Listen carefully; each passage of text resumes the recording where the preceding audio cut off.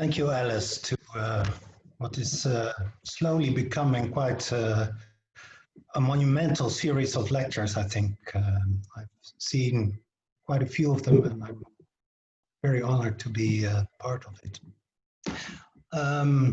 Rotterdam is not my home country.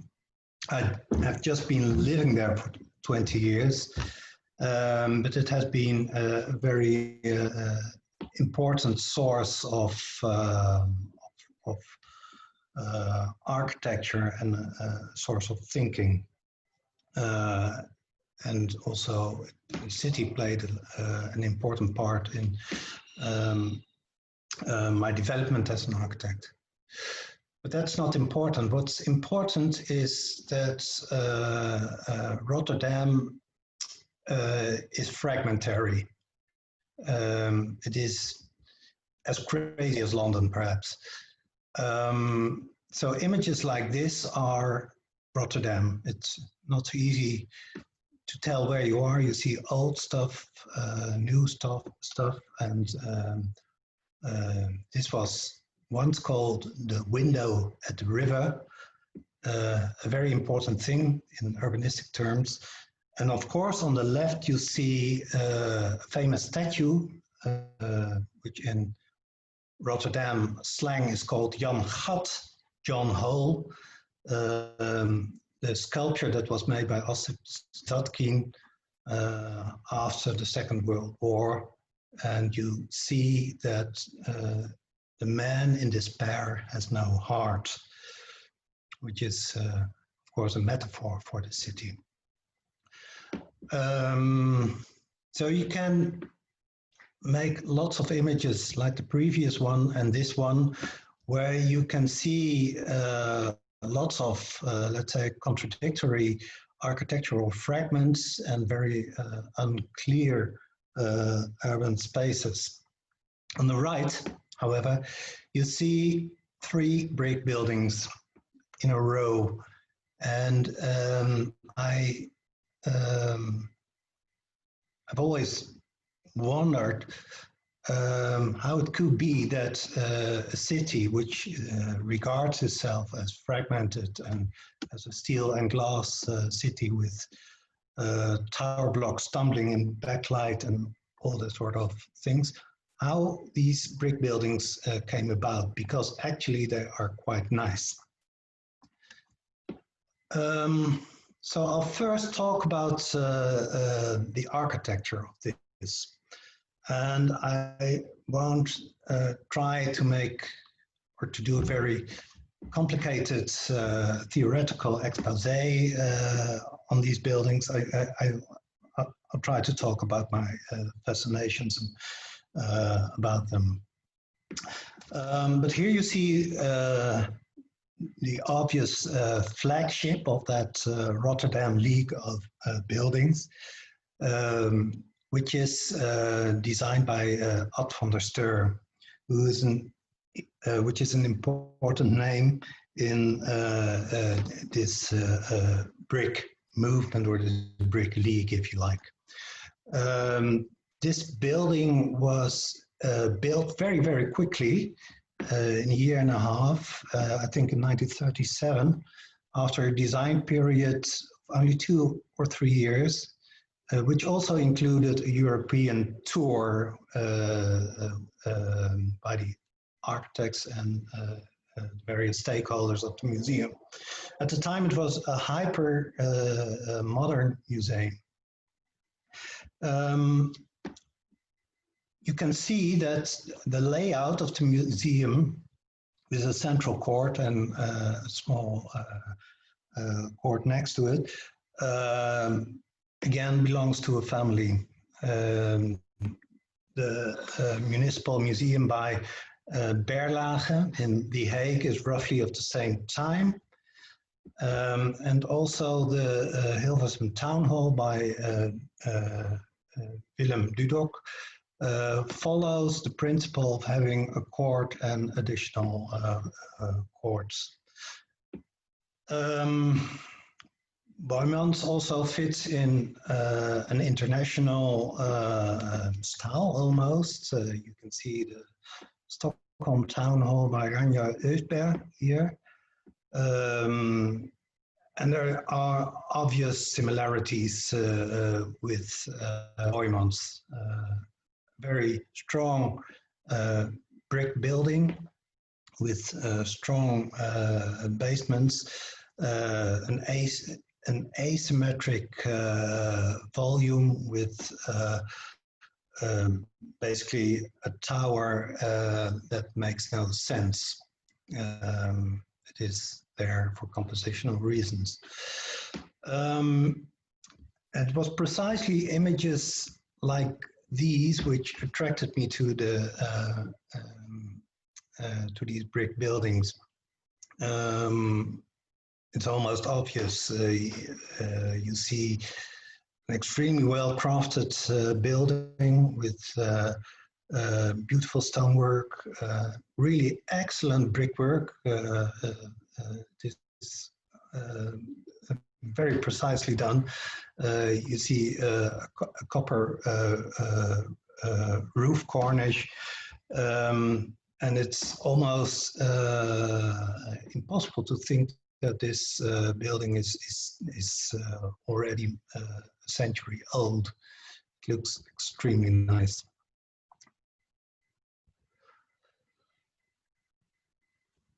I started looking at these buildings, and then in the some 10, 15 years ago, I was invited by the Architecture Center in Rotterdam to organize lectures, and one of the things I did was invite colleagues to speculate about these brick buildings. And many of the pictures that you see have been taken by Jonas Linders, a Rotterdam photographer, who helped us catalog these brick buildings. But there are other sources, like this terrific photo series of Peter Ungeleider, a German artist who photographed the interior of the building. And in a way, I find these pictures shocking because they are so incredibly architectural. They are, you know, my eye. I understand what the photographer tries to say, and it is so much about how actually things like timber, like the carpentry is made, like how circular wooden trees are made, how circular stonework is made. It has an incredible focus on, let's say, the joy of making physical architecture and dealing with materials. And I'd like to add that these photographs in my mind are not spherical. They are about how it is done and how compositions are. I really like them a lot. So this material exists, but it is not really celebrated in the city. One of the things that Rotterdammers know, but many people not from Rotterdam are not very aware of, is the park or the garden behind the building, which has been designed by Van der Steur as well. Here you can see the rear of the main gallery wing. That park is closed off during the night. During the day, it is one of those few spots in the city where you feel comfortable. And typically, you have you know, a few people picnicking, some youth smoking a joint, some kids, but it's normally very silent. The rear of the garden is this, and you see a third design by Van der Steur, and that's the Van Heut monument, which is again is in itself a sort of brick and stone masterpiece. If you look at pictures like this, it is very obvious how you can look for, can start looking for other members of the family in Rotterdam. Here you can see a very explicit brick wall of the Steigerkerk, a church designed by the Krijvanger brothers. At the time, sort of up and coming office with sort of, let's say, mildly traditionalist interest. Again, a big tower in the same brickwork, and lots of fantastic details.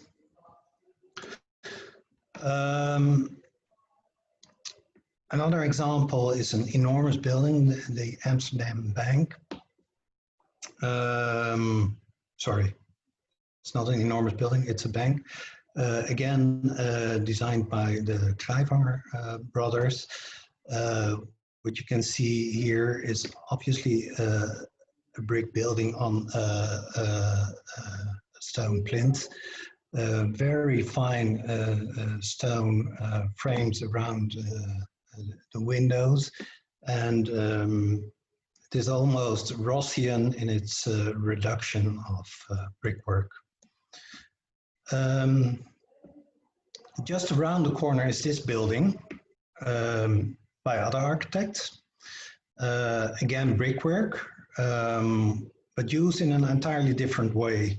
I would argue that it's almost Gothic in appearance, in the sense that brickwork is very, very skeleton-like, up to the sort of minimal sizes you can make brick, and up to the moment you almost can't believe that it keeps standing up. It's very, very fragile. And on top of that, these vertical columns don't touch the ground. They seem to float. And look at the very fine details of specially produced bricks at ground level. This is the end facade. This is the front facade. And again, you see asymmetry. Even if a block is simply a block, the entrance is never in the middle. These are not classical buildings. When I once showed the classicist Paul Kaalveld through the city, his reaction was twofold, really. He said, I didn't know that you had such stuff in Holland. He's a brick specialist, but he wasn't aware of this tradition at all. And the second comment was that entrances are never in the middle. He had a third comment, but I'll keep that in my sleeve. Beautiful bronze details near around the entrances. And then we come to the third building in that row, which again has been designed by Van der Steur. This time a very stark plinth in precast concrete, and an almost abstract brick volume on top of that, and that all is topped by a very stark cornice.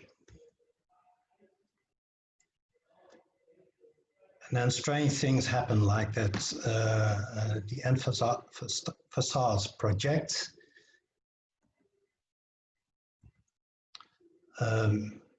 suggesting sort of softening of the box shape. And the amazing thing is that these three buildings, seen in a row, seem to articulate a very urban street. If you didn't know what happens on the right outside this image, you'd guess that this is in Berlin or something,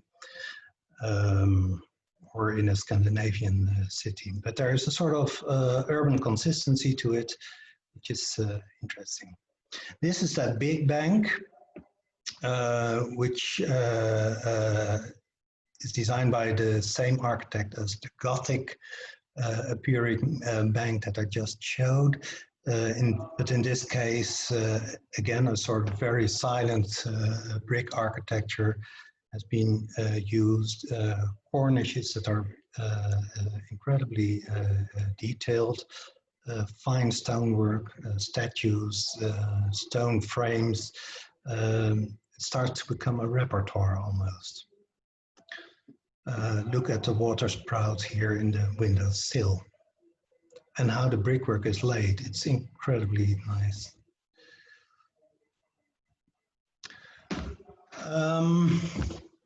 Also in housing, this attitude was important. This is really a very interesting housing and shopping and business block in right in the center of Rotterdam, in Witte de Witstraat. The typology is very common, very simple. It's a run-up staircase type. That's also what you see. The staircase is visible, and you see a sort of repetition of the module of this type. What's also clear is that the ground floor is expressed, in my mind, in a very urban way. It has shops, it introduces another scale in the city. It also introduces details.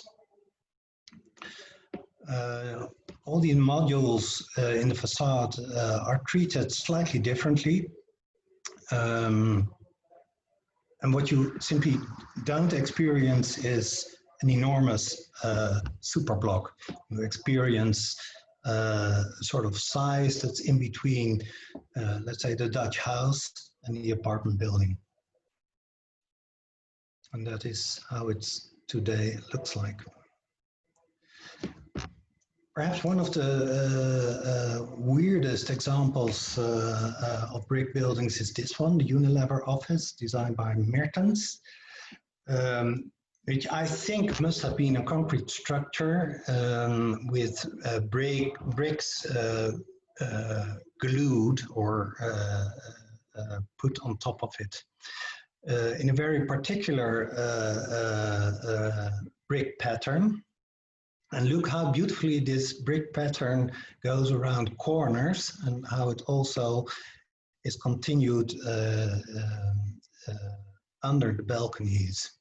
So there are three-dimensional puzzles solved here, and it's really fantastic to be in front of this building and look at these patterns, but also look at the various shades of bricks.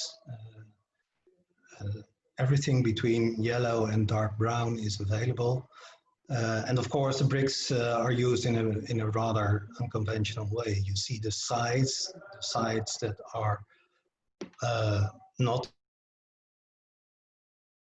intended to be cleanable, but here they are. A very monumental, symmetric entrance. On the sides, again, very urban images, strong bases clad in stone, terratrin in this case. And this is the other side facade in the sun. And it suddenly looks very, very modern. And here you can see the three-dimensional detail that I just mentioned. This is one of the largest schemes in this brick league. It's called Wereldhaven, World Harbor.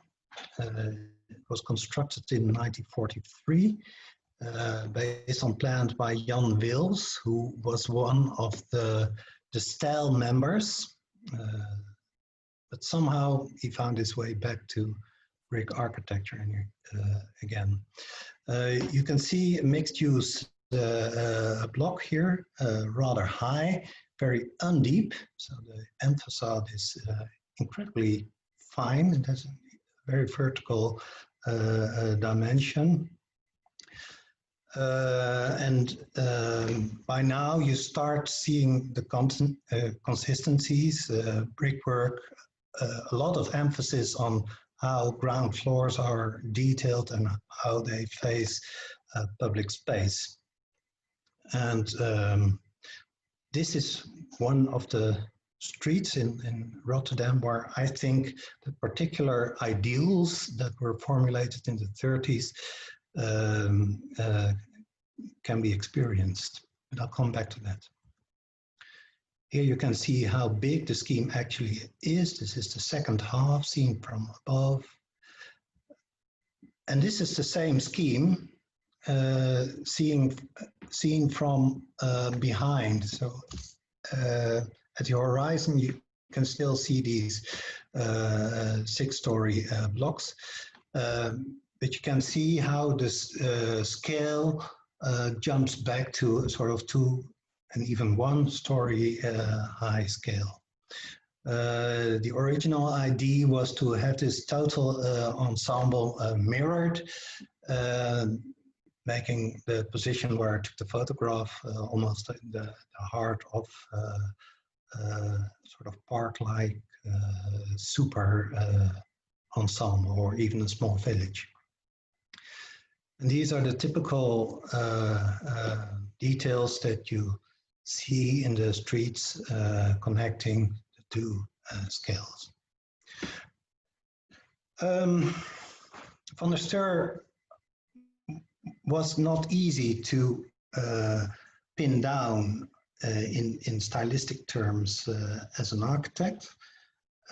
This is not a building I really like, but I show it just to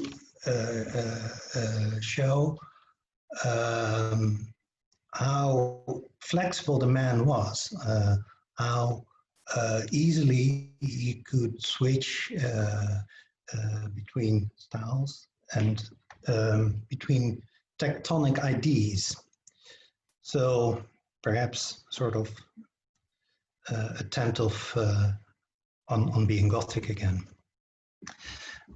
And this is where he becomes interesting as an architect. In 1941, a book was published, which is called The Netherlands Built in Brick. And Van der Steur, as the champion of this brick movement, wrote an essay. And it was rather academic in tone. And he sort of summed up what you could do with bricks. And today, in an era where tectonics are point of interest, again, you can easily believe him. You can use brick as purely structural, as decorative, as a filling material, and just as a cladding material. And he seemed to say that that all was okay. And that's, of course, no wonder when you are a city architect and you have to build a lot, and if you have to manage a lot of colleagues, you can't have too many principles almost. So he was acute in discriminating the different principles, but he didn't choose between them. There was a fifth possibility, however, the old imitation. And that's the only point in the essay where Van der Steur objects. Don't ever imitate, because that is a bad thing, and that's old-fashioned and blah, blah, blah, blah, the whole rhetoric. It's in this book, the Netherlands built in brick, 1800s to 1940. The exhibition catalog, which by coincidence, the exhibition by coincidence happened in the famous Boijmans building. I will now switch to the urbanistic aspect of this all. And I'll do that by talking about the big drama of Rotterdam of that time, of course. The German Luftwaffe submitted their own urban design, which looked like this, and the city was destroyed. 800 or 900 people were killed by flames, and it was really an enormous trauma. And after this trauma, the Netherlands had to surrender and were occupied by the Germans.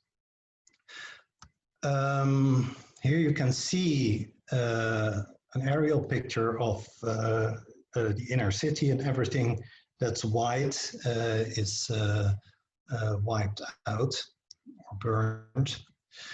And the red circle here shows where Museum Boijmans or Museum Boijmans is. So imagine that in 1941, when this enormous crater was still there, you organize an exhibition on Holland builds in brick. By that time, the German occupation had said, well, we are brother nations and let's be friends again. That was hard to swallow with 800 or 900 fellow citizens being killed. So at the edge of this enormous crater, this exhibition was held, obviously with permission of the occupier, who liked the idea that the brother nation explored its century-and-a-half brick roots.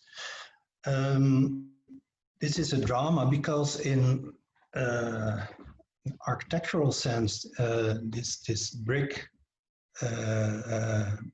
family league movement or whatever became suspicious. And also in urbanistic terms, this destruction was important. But let's go back to the 30s. Why was it that Van der Steur and his colleagues built so many brick buildings? In the 1930s, Rotterdam was a different city.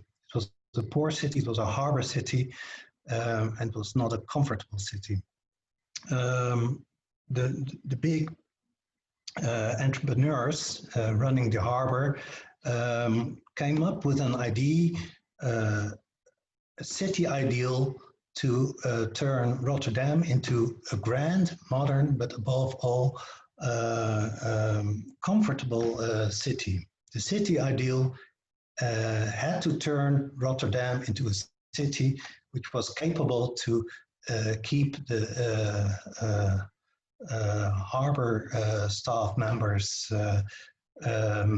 within the city territory.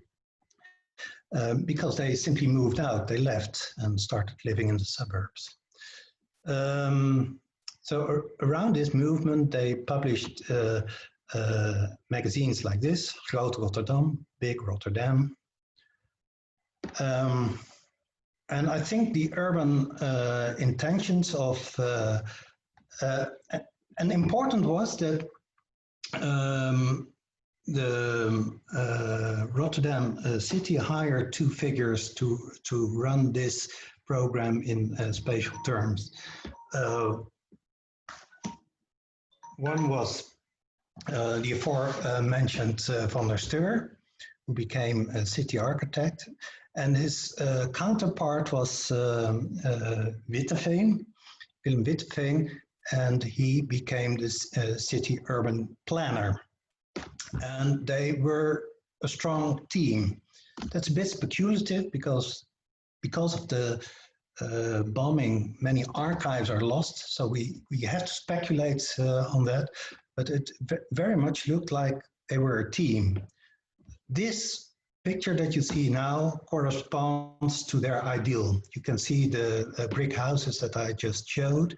You can see Witte de Witstraat as having a classic street profile with street trees and a sort of very mundane street life. So the brick was not just a building material, construction material, it was also part of the urbanism because such facades needed to be firm, very strong. Witte de Witstraat is a sort of example of how they wanted the city to be.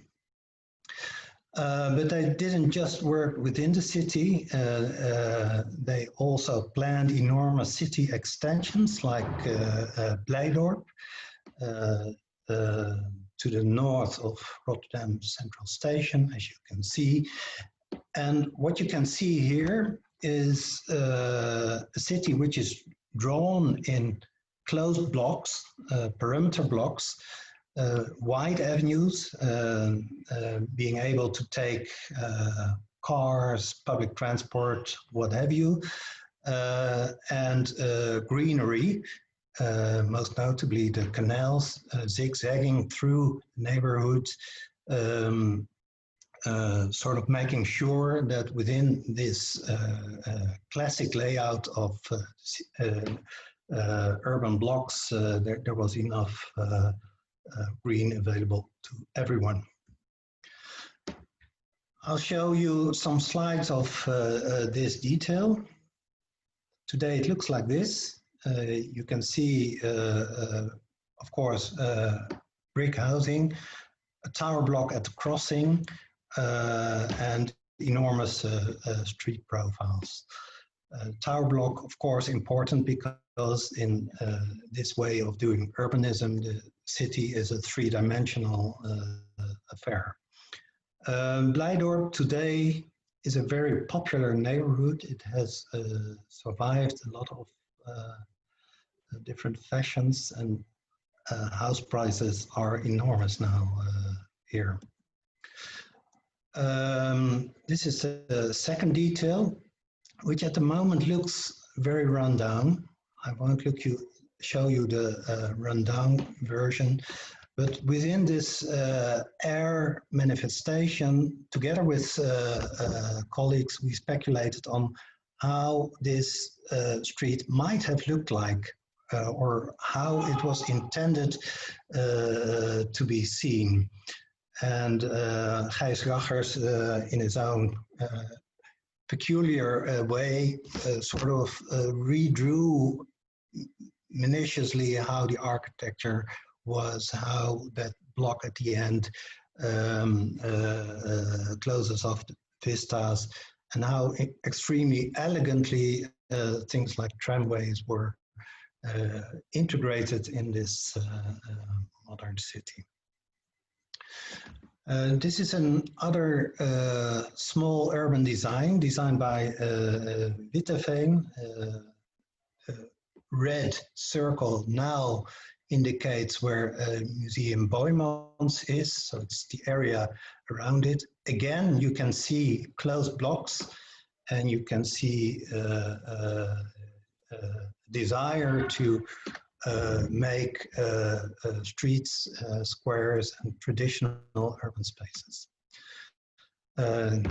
This is a small sketch that was made, and the circle, in this case,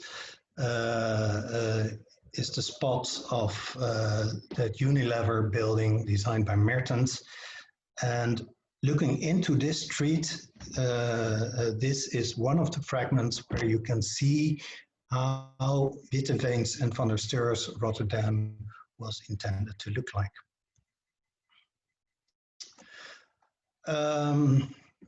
But back to the trauma now. Witteveen, almost immediately after the bombing, started with a reconstruction plan for Rotterdam, which is mapped here. And part of this plan was the principal plan for the city center reconstruction. His idea was to use the existing street pattern as much as possible and just modernize it, but ultimately not touching the city tissue too much. There was one exception, and the exception is indicated with a red circle, the Westerwagenstraat. Crucial in this design was that this city was to be rebuilt consistently with streets and squares, but also in smaller plots.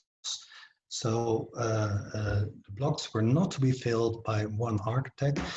Instead, the city was subdivided in different districts, each with its own architectural supervisor, and the supervisor had to make sure that street images like this were composed by different architects. And again, this became suspicious under the government of the Nazis. Why would one arrive at such conservative type of architecture? That was very much the post-war framing of this enterprise. Again, within that air manifestation, we started speculating on how Westerwagenstraat could have looked like, and this is an imaginary proposal by my friends Happel Cornelis Verhoeven, who sort of took that historic, the historic pictures and collaged it into the reality of that particular time.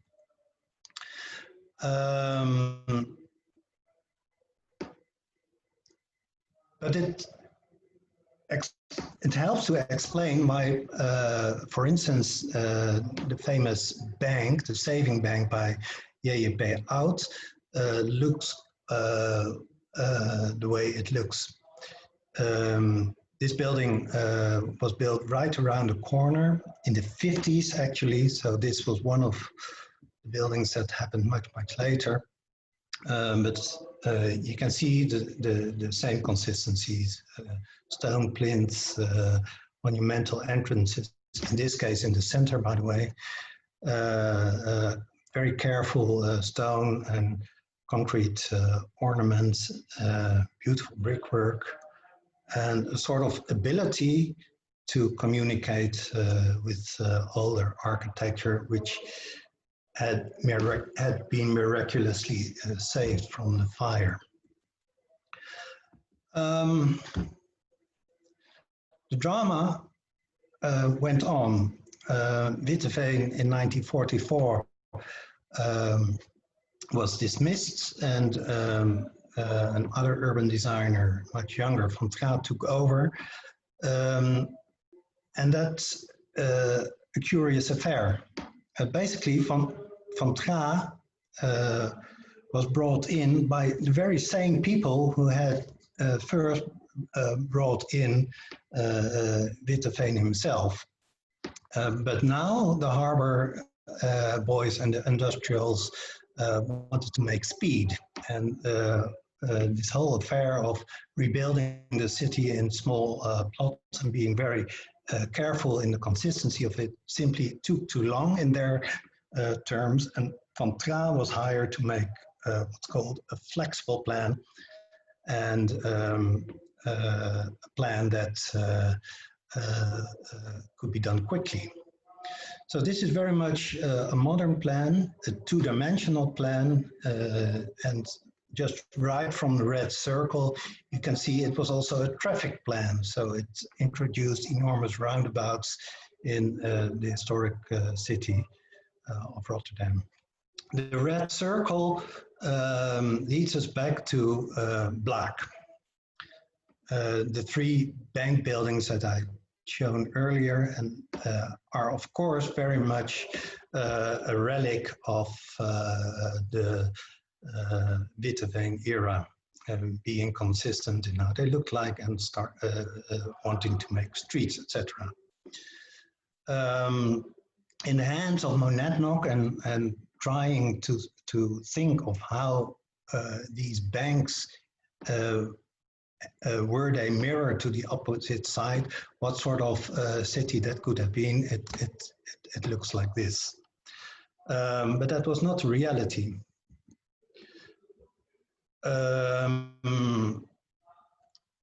Somehow I miss a slide here. Black became, the street here was filled with debris. There was a lot of debris, so Black had to be very wide. It had to become a traffic artery of the first order, blah, blah, blah, blah. So it wasn't regarded as urban space anymore, but as a traffic space. So where are we now? Just picking up on two lines of Deelder's poem, we are where we are, of course, and this is, in a metaphoric sense, very much how Rotterdam now regards itself. A city of fragments.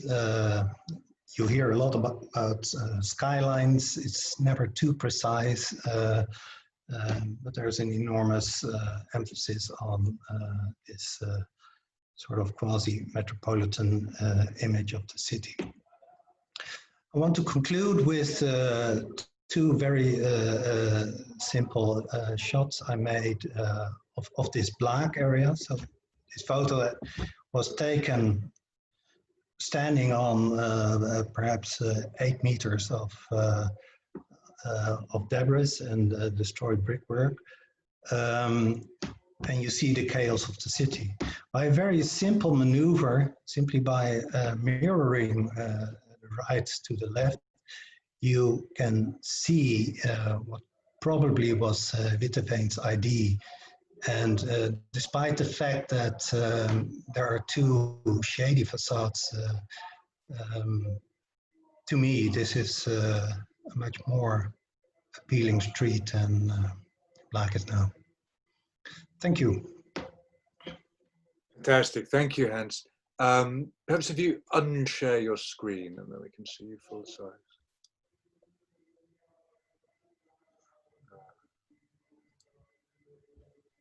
Brilliant. Yeah, everyone, do please, if you'd like to ask questions or make comments, just pitch them in the chat box, and I'll open it up to Hans. I mean, I was just to kick us off. I was, when you were showing that very first image of the Boymans and making the association with the Stockholm Town Hall, and I wondered if the common model for both of the buildings ultimately isn't the Doge's Palace in Venice and the Campanile kind of adjacent, and it's a sort of an image that's obviously associative about being next to water, and for both those cities a sense of of a powerful kind of city state, perhaps ultimately, or that has a kind of relationship to the sea. Would you think that, does that make sense to you as a sort of origin, a myth of origin of that imagery? Yeah, absolutely. I think in that time, city architects still made the grand tour. So they went to Italy and they were aware of the palatal typology, for instance. And obviously they, just like we do now, they read magazines, and there was this European interaction on the basis of history, but also on the basis of what's needed today, and what are the various modes. So it's absolutely certain that both aspects play a role. We've got a question from Tony Fretton. Tony, I'm going to unmute you, or ask you to unmute yourself.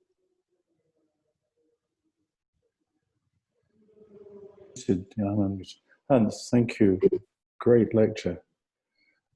Really. I have read a little bit about the development of Rotterdam, mainly through the biography of Van de Vlugt. But I'm interested to know the relationship between the architecture that you have admired and shown and the Dutch modern movement, which has had a completely different orientation. Yeah, that's a very good question. You're referring to the biography written by Joris Molenaar. Yeah. Yes. Your thesis is that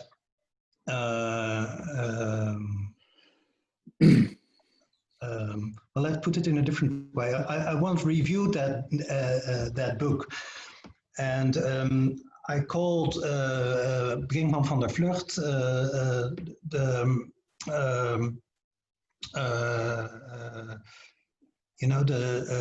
the central forward of a football. Yeah. So it was very much like that. These people knew one another. They, Van der Steur didn't really operate, and Witteveen neither. They didn't really work on the basis of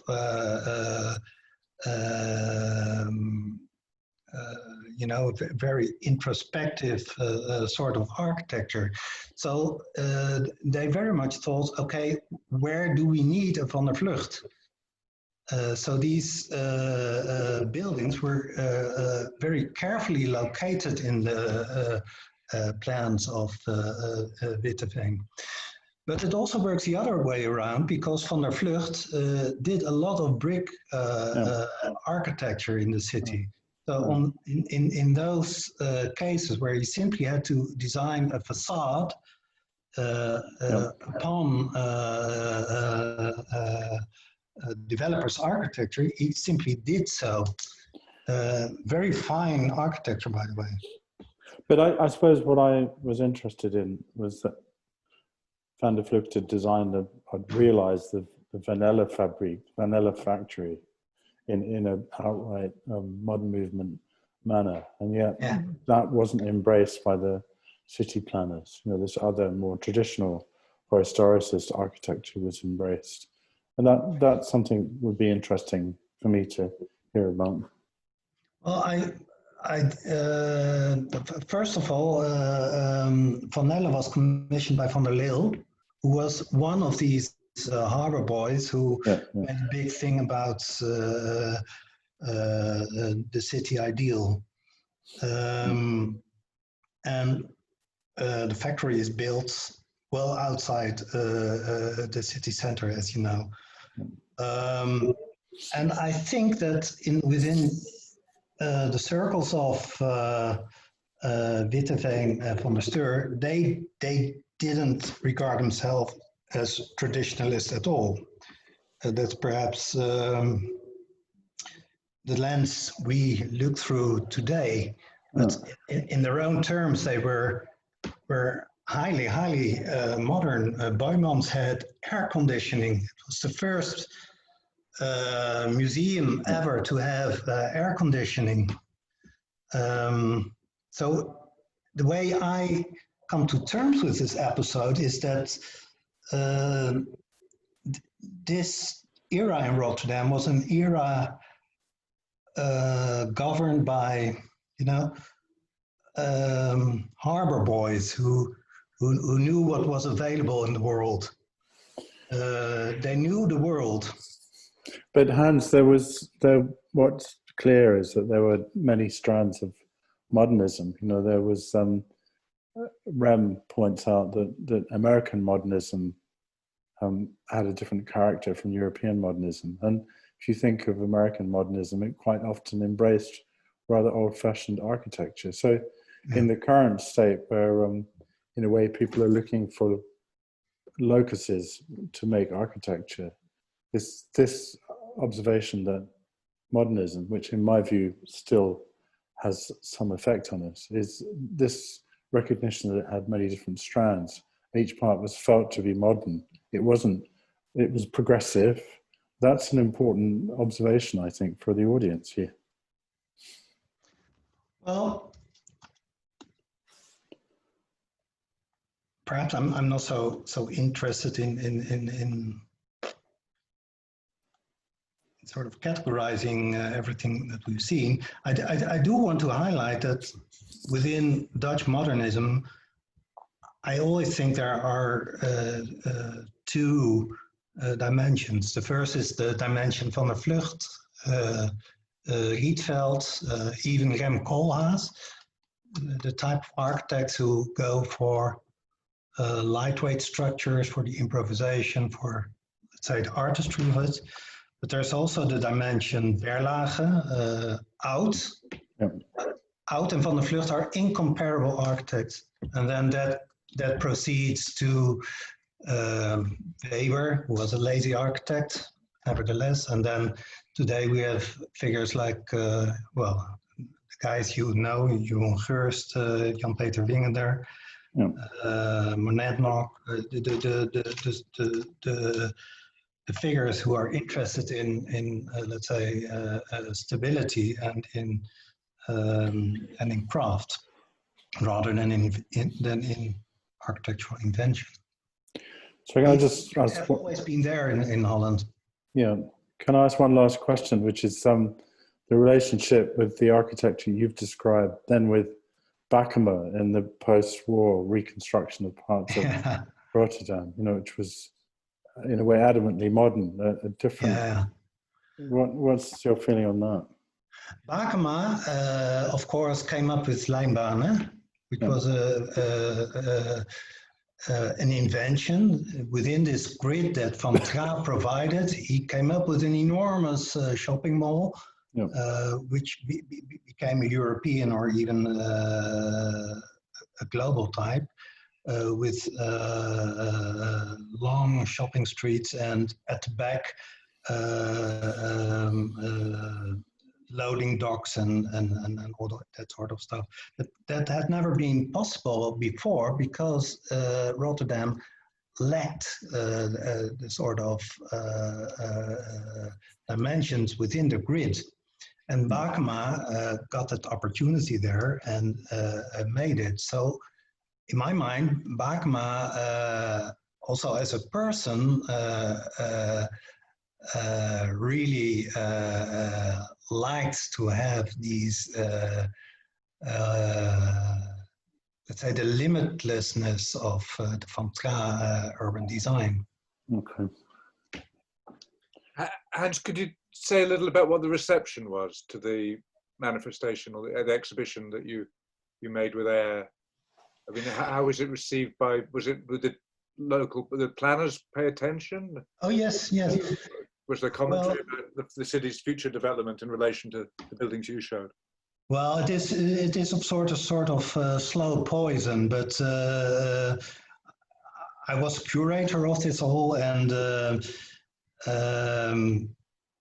one of the first things I did, I remember, was calling up one of the few historians who know things about Van der Steur, and he said, Hans, it's very simple. When there are no archives, there's no reputation, and then there's no architect.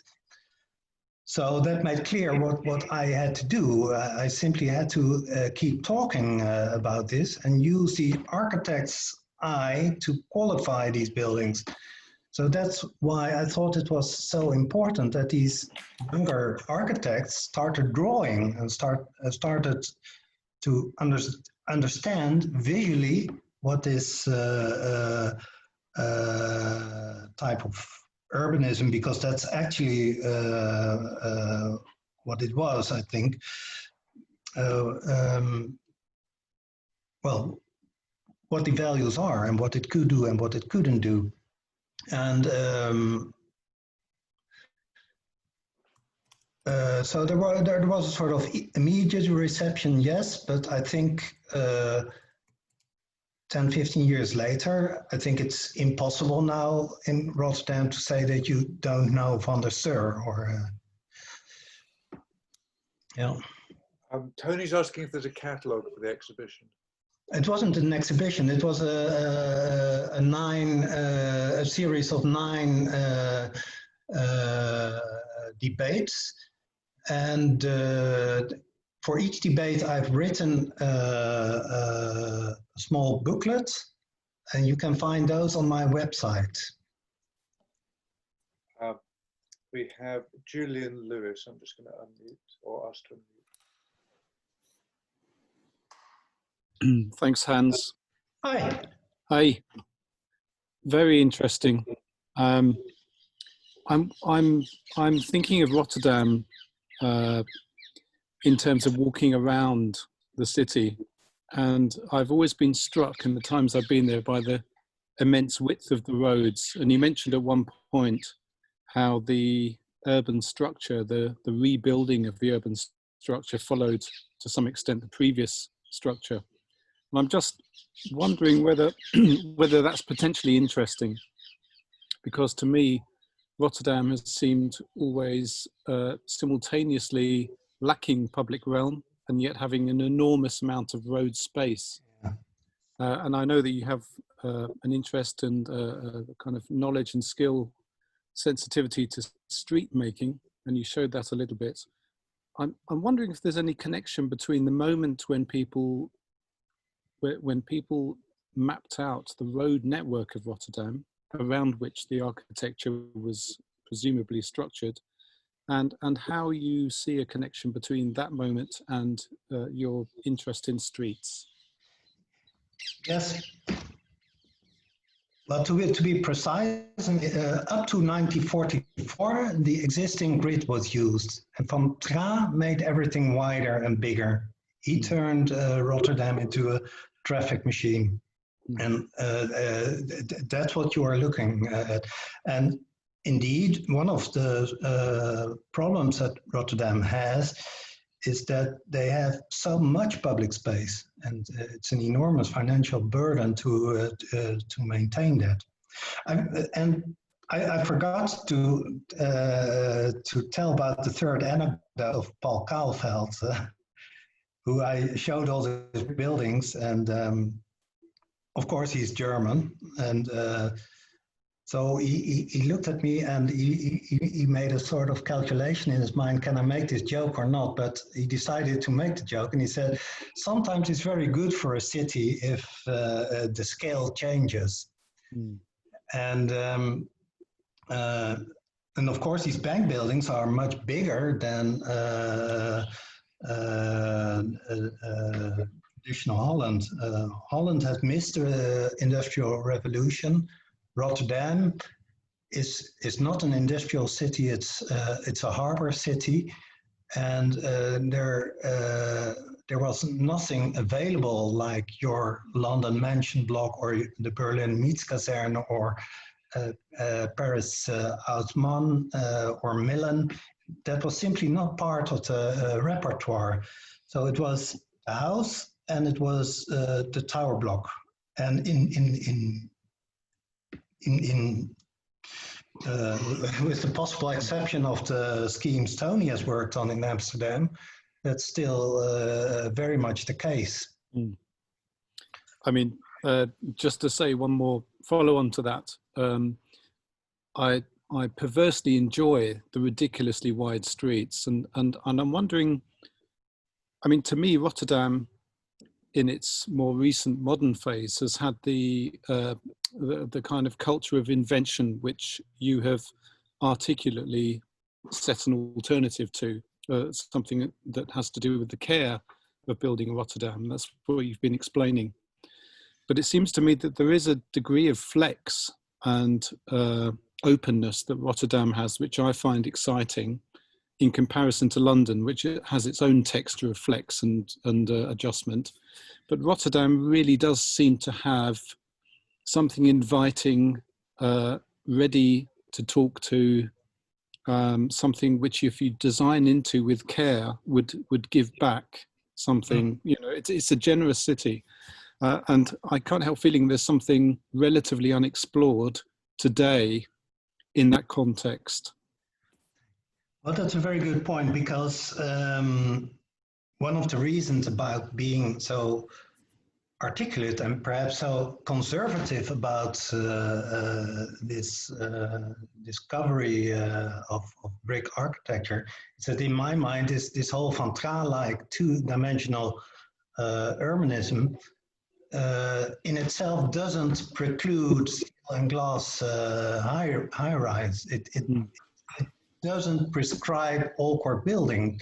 It's neutral in itself. So once you've got these wide streets and what have you, and you can think whatever you like, but within this grid, everything is possible. And you're right, that includes also good stuff. Yeah, thank you.